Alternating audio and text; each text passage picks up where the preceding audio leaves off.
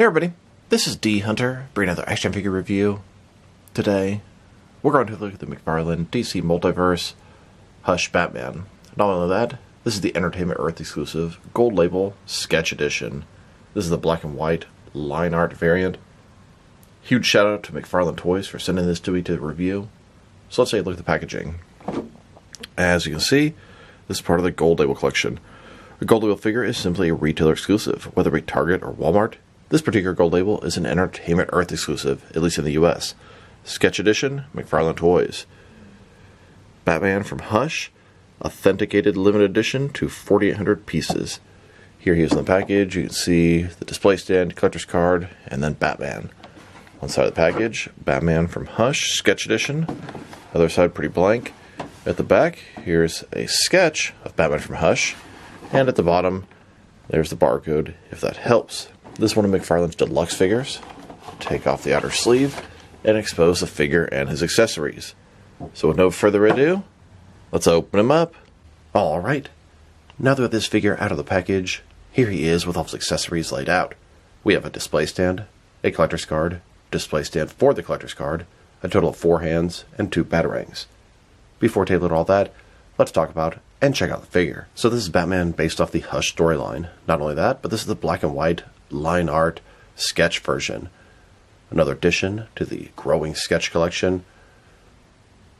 Batman in Hush was a pretty lean looking Batman, which is interesting because McFarlane made the Hush Batman one of the largest Batman figures they've made so far. It's a very nice Batman figure, but in my opinion, about 0.2 inches too tall, which does make a significant difference. So let's take a look at him.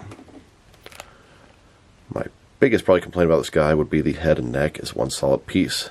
Doesn't bother me too much on this one, because I'm not going to try doing head swaps, but on some of the other ones, it can be frustrating. He's got the semi-length on the ears. Of course, the entire figure is done in black and white. Bat assembly here, sort of blending into the black shading. It looks pretty good for the most part. Double jointed elbows, double jointed knees, cape flowing to one side, utility belt done in black and white. I like the line art figures, but they're more of a collector's item, not something you're going to use in your city displays with other action figures in diorama poses, etc. And a closer look at his face and head sculpt. The sculpt is great, and you can really sort of see and appreciate the sculpt with the black and white paint job, although the black and white paint job kind of does a disservice to the sculpt if you ask me.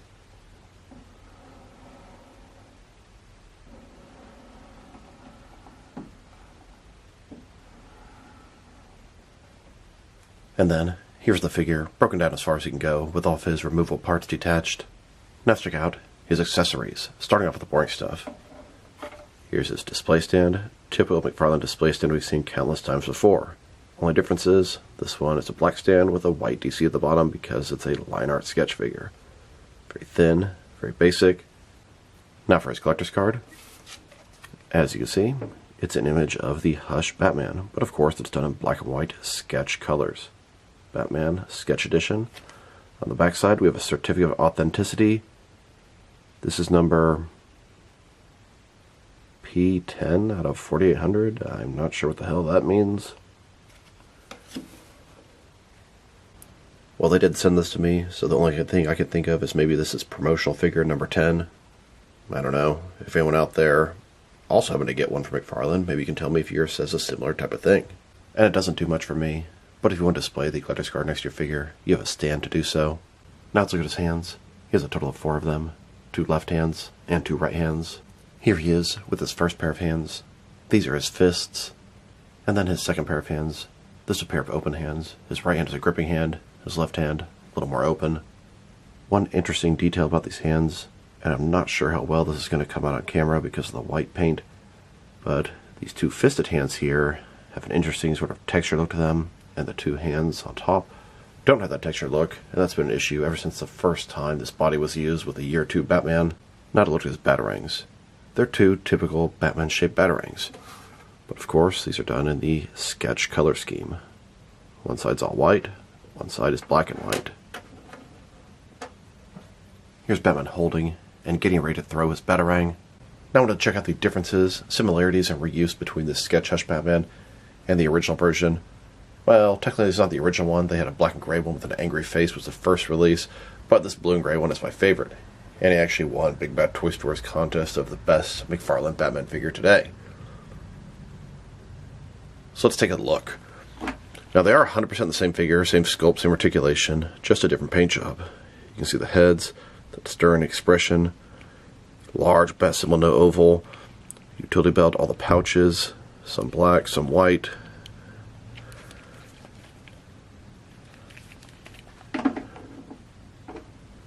Here are all the figures that utilize the Hush body. There are currently 7 of them, and I'm sure we'll have more in the future. I'm betting on a Jokerized version eventually.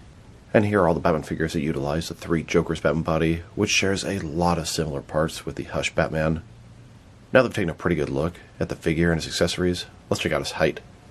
From bottom to the top of his head, standing about 7.4 inches tall, which can translate to just under 19 centimeters. And if you go to the top of the ears, about 7.5, maybe 7.6 inches tall. This guy's a big boy, and Batman should be big. But I feel like if he was 0.2 inches shorter, he would be more in line with the rest of the McFarlane DC Multiverse line. Their scale can be inconsistent at times, and 0.2 inches can make a considerable big difference when 2 figures are standing next to each other. And for his articulation, starting with his head, well, the head and neck is one solid piece, and I much prefer when the head is a separate piece to the neck, so you can head swap it with other figures. It can rotate side to side, can look up, really not at all, but down a good amount. Can tilt from one side to the other.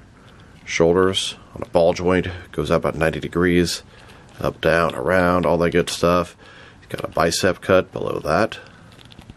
Double jointed elbows. His wrist can rotate, and it's going to be hinged as well. Torso, he has a ball joint, rotate around, forward and back. Another one in his waist, rotate around, forward and back between the two. Pretty good range of motion. Got a little more out of the waist than the torso on him. Legs completely to splits, McFarlane style hip joints. Rotation is pretty good on him. Legs go forward about that much, a little bit more to the side, back not at all. Double jointed knees. And then his ankle, forward and back, rotate, tilt, rock, and of course, toe articulation. Here's a look at Batman in the Batcave, doing research in his lab. And here's a look at Batman on the roofs of Gotham, overlooking, keeping it safe. Here's Batman pummeling Superman with his kryptonite. Now this isn't how it happened in the comics, but this is how it's going to happen in my little story. So Batman's going through the cemetery. He comes across Hush digging up Jason Todd's grave. This is all before Red Hood and everything like that has happened. Batman, of course, is furious. Hush ends up unmasking himself. Batman's been trying to figure out who Hush is for months, and he reveals it's Jason Todd. Batman steps back in shock, unsure of what to do. Batman reaches out.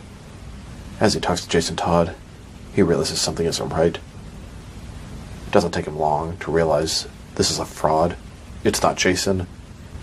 Batman quickly goes to work, as he has 2 villains to take down, Clayface and Hush. Meanwhile, Jason Todd is alive. He was in the back of the cemetery watching this entire set of events. To be continued in Detective Comics number 732. And here's a little Batman versus Hush story I made for the single Hush figure video. This is sort of based off his crimes from Arkham City.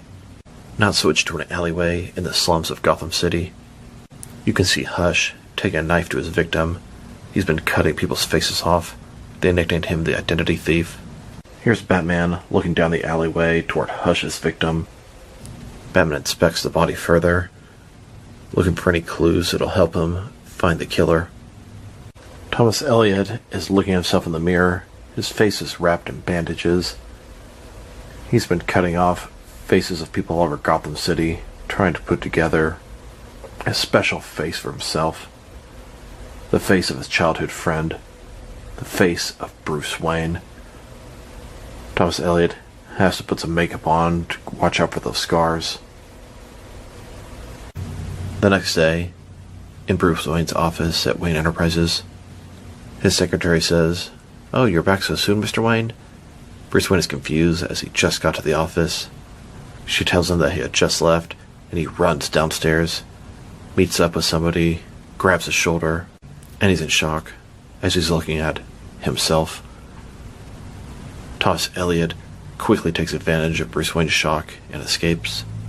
Later, Batman and Hush start to fight on a Gotham rooftop. Batman doesn't know who Hush is.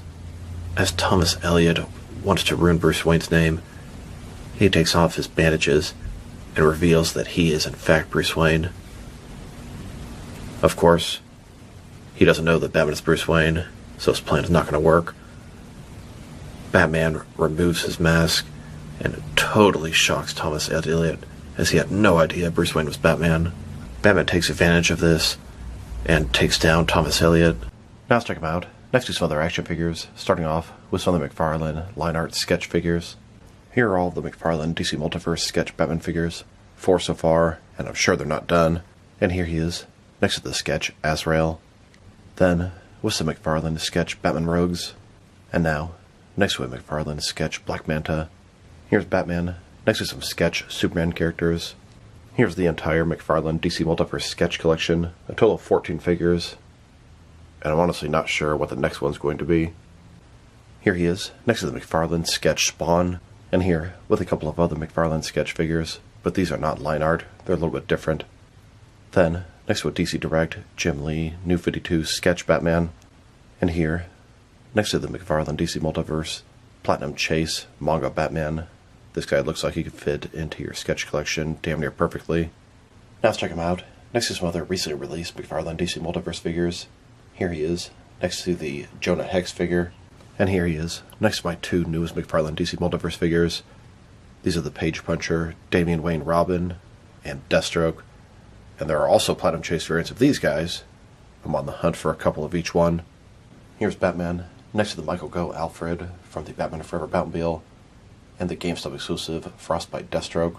And here he is, next to the 7th wave of Collector's Edition figures, the Battle Damage Dark Knight Returns Batman, the New 52 Huntress, a couple of Green Lantern Corps members, Tomar Ray and Eben Sewer. Now, I'm looking for Platinum Chase variants of each of these figures, in fact 2 of them. If anybody has a lead and won't be able to get one for a resale price, or can possibly help me out, please drop me a line in the comments below. It is much appreciated. Then, next to the Batman Forever wave, collector build of Nightmare Bat. And now, with the most recent Platinum wave, Hugo Strange's Batman, Bullseye Batman, Batfleck from The Flash, and Batman Begins Lucius Fox. Here's this Batman, next to the most recent Batman wave, both the regular and Platinum Chase variants of the Batman Reborn Dick Grayson Batman, the Adam West Batman, and the world's finest fusion Batman Superman. And here he is, next to the 6th wave of Collector's Edition figures, Red Hood, Clock King, Ragman, and Agent Liberty. There are Platinum Chase variants of each of these figures, and I have some of them. I'm still looking for 1 more Red Hood, 2 Clock Kings, and 1 more Ragman. If anyone has a lead, drop me a line in the comments below. Then, next to the Walmart exclusive Gold Label Vampire Shazam and Max Mercury. And now, with the DC Classics Darkseid Mega Figure. And finally, with the McFarlane Toy Store exclusive Patina Dark Knight Returns Armored Batman. And the San Diego Comic Con exclusive Superman Centennial Park Tribute Statue. Now let's check him out, next to some action figures from different various companies, so we can see how he fits in both scale and style-wise, in case you know which lines you can mix him with. Since he's a McFarlane toy, they're typically the 7-inch scale. I'm going to start off my comparisons with some of the larger action figure lines I collect, and work way smaller. But first, let's check him out with some of his McFarlane Toys brothers. In front of you are 5 different action figure lines, all McFarlane toys, all 7-inch scale, and now, with some Jack-specific wrestling figures, and some Diamond Select toys. Here's this Batman, next to a box of Rice-A-Roni, and here he is, next to some DC Direct and NECA Batman figures. Then, with both some Mattel and Jazzwares wrestling figures.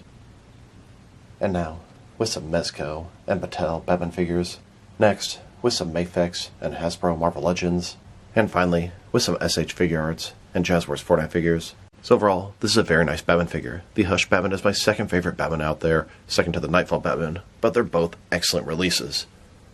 Of course, I prefer the color version to the black and white version for what I think would be obvious reasons, as this is more of a collector's item, and yes, I am a collector, but this is not the kind of guy you're going to put into your Gotham City, fighting the Joker or the Riddler.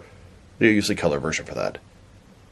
The sculpt is great, the black and white effects, the sketch, it looks good. I like the white batarangs. His articulation, everything you expect from a modern McFarlane DC Multiverse figure. The head and neck thing does bother me, but not really a problem on this guy, as there's really nothing appropriate to head swap him with. If I were to rate this figure, probably give like a 5.5 out of 10, maybe a 6. It is nice, and the sketch collection is growing. They look really cool together in a group, but I much prefer the standard color Batman figures. So this is D Hunter. Thank you guys for watching this video. If you liked the video, press like below. If you have anything you want to say about the video, add to the comment section. If you want to see additional action figure reviews from me, press subscribe. I do appreciate when you do that. Once again, this is D Hunter. Thank you guys for watching this video, and I'll talk to you real soon.